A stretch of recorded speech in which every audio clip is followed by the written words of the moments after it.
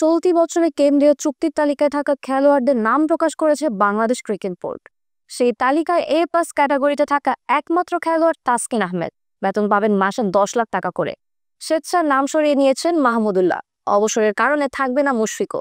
তাই মার্চের পর 22 জনের তালিকায় নতুন করে যুক্ত হবেন 2 জন।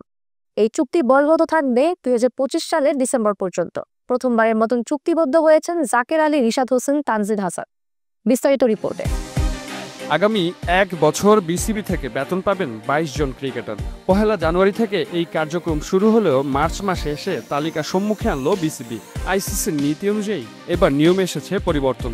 খেলোয়াড়দের আলাদা করা হয়েছে A+, A, B, C O D ক্যাটাগরিতে।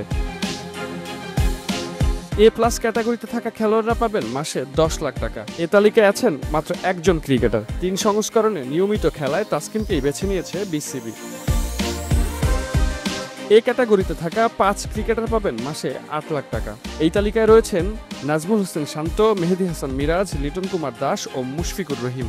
মুশফিক টি-20-র পর ওয়ানডেকে গুড বাই বলায় এপ্রিল থেকে কেন্দ্রীয় চুক্তিতে থাকবেন না। তাই এই তালিকায় যুক্ত হবেন নতুন একটি নাম।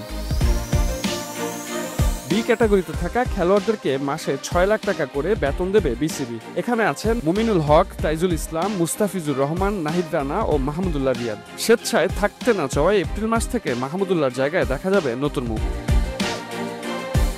মাসে 4 লাখ টাকা করে পাবেন সি ক্যাটাগরিতে থাকা সাদমান ইসলাম, সৌম্য সরকার, জাকের আলী, তানজিম সাকিব ও শেখ মেহেদী। মাসে 2 লাখ টাকা করে পাবেন সবশেষ তালিকায় থাকা নাসুম আহমেদ ও সৈয়দ খালেদ আহমেদ।